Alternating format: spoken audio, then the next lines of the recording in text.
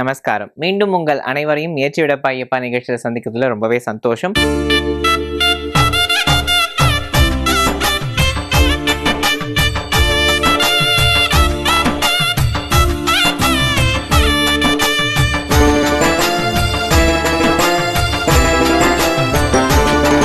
ஒவ்வொரு நாளும் காலையும் வேளையும் இரு வேளைகளில் ஐயப்பன் பூஜைகளில் என்ன மாதிரியான விஷயங்கள் எல்லாம் நம்ம பண்ணணும் அப்படின்றத நம்ம இந்த நிகழ்ச்சியின் மூலமா தெரிஞ்சுட்டு இருக்கோம். அது மட்டும் இல்லாமல் ஐயப்பனுடைய துதிகள் பாடக்கூடிய நிறைய பக்தி பாடல்களை இந்த நிகழ்ச்சியில நம்ம பார்த்துட்டு இருக்கோம். அது மட்டும் இல்லாமல் ஐயப்பனுடைய பக்தி பாடல்கள் நிறைய இந்த நிகழ்ச்சியில நம்ம கேட்டுட்டு இருக்கோம். அது மட்டும் இல்லாமல் இந்த விரதத்தை எப்படியெல்லாம் ஃபாலோ பண்ணணும், என்ன மாதிரியான விஷயங்கள் எல்லாம் தவிர்க்கணும் அப்படின்றதெல்லாம் நம்ம இந்த நிகழ்ச்சி மூலமா தெரிஞ்சுட்டு இருக்கோம். அந்த வரிசையில இன்னைக்கு நான் உங்களோட ஷேர் பண்ணிக்க போற விஷயம் என்னன்னா, சபரிமலை. இந்த சபரிமலை ஆலயத்துல என்ன மாதிரியான பிரசாதங்கள் பிரசித்தமானது, சபரிமலையில என்ன ஒரு பிரசாதம் பிரசித்தமானது அப்படின்னு பார்த்தோம்னா அரவண பாயசம். எப்படி பழனியில பஞ்சாமிர்தம், திருப்பதியில லட்டு, ஸ்ரீரங்கத்துல அக்கார அடிசல், புளியோதரை அப்படின்னு சொல்றோமோ, இந்த மாதிரி நம்ம சபரிமலையில அரவண பாயசம் அப்படின்றது தான் ரொம்ப பிரசித்தமானது. இதுல முக்கியமான மூலப்பொருட்களா இருக்கக்கூடியது அரிசி, வெல்லம், பழம், நெய். இந்த மாதிரி ரொம்ப காலத்துக்கு கெட்டு போகாத பொருட்களை வைத்து சுவாமிக்கு செய்யப்படக்கூடிய ஒரு அற்புதமான ஒரு பிரசாதம் தான் இந்த அரவண பாயசம். கொஞ்ச காலத்துக்கு முன்னாடி இதுல ஏலக்காய் சேர்க்கப்பட்டிருந்தது. ஆனா இப்போ அதை தவிர்க்கிறாங்க. ஏன்னா இது ரொம்ப நாளைக்கு இது கெட்டு போகாம நல்லா இருக்கணும் அப்படின்ற ஒரு காரணத்துக்காக. ஏலக்காய் விவசாயம் செய்யும் போது அதிகப்படியான பூச்சிக்கொல்லி மருந்துகள் அதை பயன்படுத்துறதுனால இதை யூஸ் பண்ணினா இதை சாப்பிடக்கூடிய பக்தர்களுக்கு உடம்புக்கு ஏதாவது ஒரு சைடு எஃபெக்ட்ஸ் வந்துருமோ அப்படின்றதுனால இதுல ஏலக்காய் தூள் அவாய்ட் பண்றாங்க. இன்னைக்கு சபரிமலைக்கு செல்லக்கூடிய பக்தர்கள் எந்த மாதிரியான விஷயத்த ஃபாலோ பண்ணணும் அப்படின்றத கலைமாமணி வீரமணி ராஜு நமக்கு சொல்ல இருக்கார். அது ஒரு சின்ன ஹிண்ட் நான் இப்போ உங்களோட ஷேர் பண்ணிக்கிறேன்.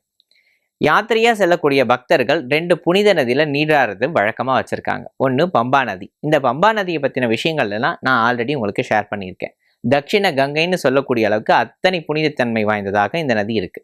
அடுத்தபடியாக அழுதா நதி. இது ஏன் அழுதா நதின்னு கூப்பிடுறாங்க அப்படின்ற காரணத்தையும் இந்த நதியோட புனிதத்தன்மையை பற்றியும் இப்போ நம்மளோட அவர் ஷேர் பண்ணிக்க போறார். வாங்க கேட்கலாம். சுவாமியே சரணம் ஐயப்பா.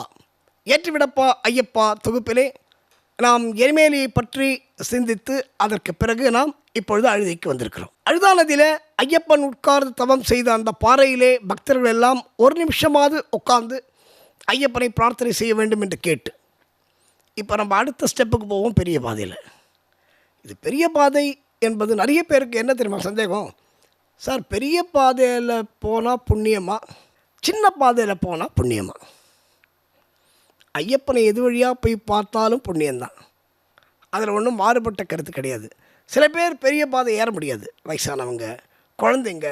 ஆனால் இதை மீறி வயசானவங்க, நான்லாம் சபரிமலைக்கு போகும்போது என்னோட வந்தவங்களாம் 70-80 வயசுக்கு மேலே இருக்கிறதுக்குலாம் பெரிய பாதை நடந்து வந்திருக்காங்க. ஒரே ஒரு விஷயம் மட்டும் நினச்சிக்கோங்க. நீங்கள் சார், என்னால் நடக்க முடியுமா, என்னால் போக முடியுமா, என்னால் ஏற முடியுமா, பயமாக இருக்குது சார், மூச்சு வாங்குமா? நான் ஏற்கனவே சொன்னேன், எங்கள் நம்பியார் குருசாமி அடிக்கடி சொல்லுவார், ஐயப்பன் மாலை கழுத்தில் இருக்கிற வரைக்கும் உனக்கு உடல் பலத்தை எந்த டாக்டராலையும் கொடுக்க முடியாது, ஐயப்பன் மட்டுமே கொடுக்க முடியும். யோசிச்சு பாருங்க. நீலிமலை ஏற்றம், ஏற்றம் தானே, சிவபாலனும் ஏற்றிடுவார். நீலிமலை ஏற்றம் சிவபாலனும் ஏற்றிடுவார். கரிமலை ஏற்றம் கடினம் கடினம், கருணை கடலும் துணை வருவார். இதில் என்ன முக்கியமான விஷயம் தெரியுமா? பெரிய பாதையில் ஐயப்பன் நம்ம வீட்டை பார்த்துக்கிறதுக்காக வீட்டை விட்டு கிளம்பும்போது தேங்காய் உடைச்சிட்டு போகணுன்னு, கருப்பண்ணசாமி வீட்டில் இருக்கணும்னு ஐயப்பன் சொன்னார்ல, அதே மாதிரி எங்கள் குருசாமிமார்கள்லாம் என்ன தெரியுமா சொல்லுவாங்க?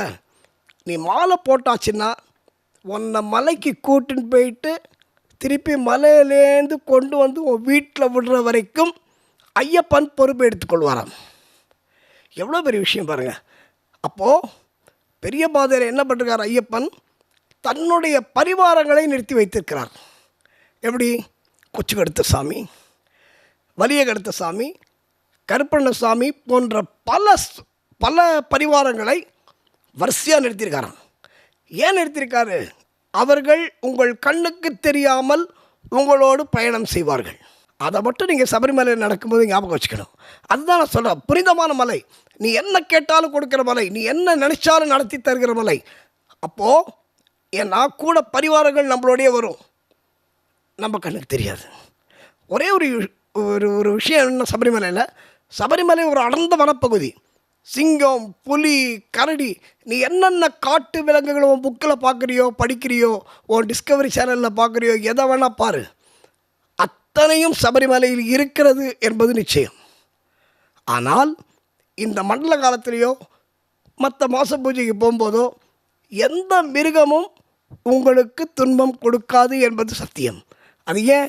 ஐயப்பனுடைய சத்தியத்தின் கட்டுப்பாட்டின் காரணமாக அவங்க எல்லாம் அந்தந்த இடத்துல ஒதுங்கி, ஐயோ ஐயப்பனுடைய பக்தர்கள் வராங்கப்பா, அவங்கள நம்ம ஒன்றும் பண்ணக்கூடாது அப்படின்னு இருக்கும். அப்போது ஐயப்பனுடைய சபரிமலை பெரும்பாதையில் ஒவ்வொரு தேவகணமும் ஒவ்வொரு பூதகணமும் நமக்கு பாதுகாப்பாக வருகிறது. இப்போ நம்ம அடுத்த இடம் போவோம். அடுத்த இடம் காளகட்டி ஆசிரமம். ரொம்ப ரொம்ப ரொம்ப ரொம்ப முக்கியமான இடம்.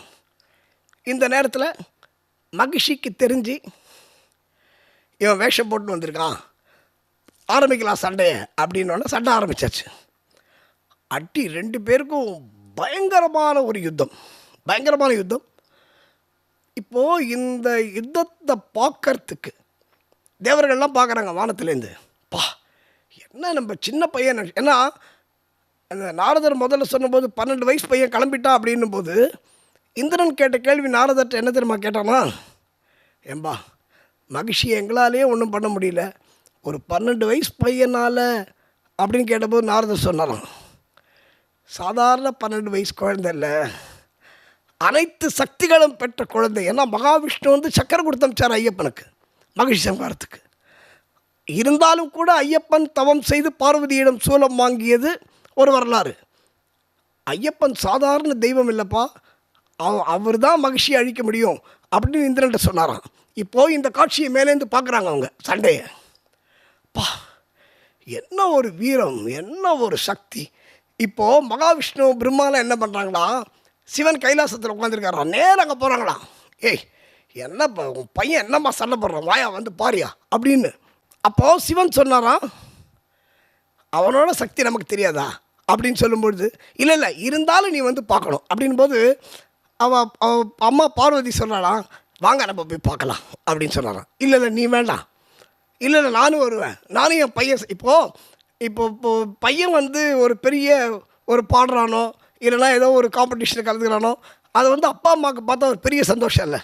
அப்போது பார்வதியும் சிவனும் காலையில் ஏறி நேராக அந்த இடத்துக்கு வராங்க, எதை லைவாக பார்க்குறதுக்கு சண்டையை. அப்படி சிவனும் பார்வதியும் அங்கே வந்து இப்போது சண்டையை பார்க்கணும், காலை மேலே உட்காந்து பார்க்க முடியுமா, அப்படி இறங்கி ரிலாக்ஸ்டாக பார்க்கலாம் அப்படின்னு சொல்லிட்டு அப்படி காளகட்டி ஆசிரமம் மேலே அந்த இடத்துல இன்றைக்கும் ஒரு சிவன் பார்வதி கோவில் இருக்குது, கண்டிப்பாக அதை தரிசனம் பண்ணோம். அந்த இடத்துல சிவன் என்ன பண்ணார், தன்னுடைய காளையை ஒரு இடத்துல கட்டினாராம். அதனால தான் அந்த இடத்துக்கு பேர் காளை கட்டி ஆசிரமம்னு பேர். சிவன் தன்னுடைய காளையை கட்டி நிறுத்திய இடம் காளகட்டி ஆசிரமம். அந்த இடத்துலேருந்து சிவன் பார்வதி 2 பேர் சேர்ந்து ஐயப்பனுடைய சண்டையை பார்க்கிறார்கள். ஒரு பிரம்மாண்டமான ஒரு போர்க்கோலம் ஐயப்பனுக்கு. அடி 2 பேருக்கும் மகிழ்ச்சிக்கும் ஐயப்பனுக்கும் ஒரு மிகப்பெரிய போர் நடக்கிறது. ஒரு சண்டை மாறுதத்தோடு ஒரு மிகப்பெரிய போர். அந்த போரில் ஐயப்பன் அந்த பார்வதி கொடுத்த சூலத்தால் மகிழ்ச்சியை சம்ஹாரம் பண்ணி, அதுக்கப்புறம் மகிழ்ச்சி சாப விமோசனம் கிடச்சிது, அதை நாம் பின்னால் வருவோம் என்று சொல்லி, அந்த மகிழ்ச்சியுடைய பூத உடல் எங்கே போடப்பட்டது, எப்படி போடப்பட்டது, இந்த சுவையான செய்தியை நாம் நாளை பார்ப்போம். சுவாமியே சரணமையப்பா.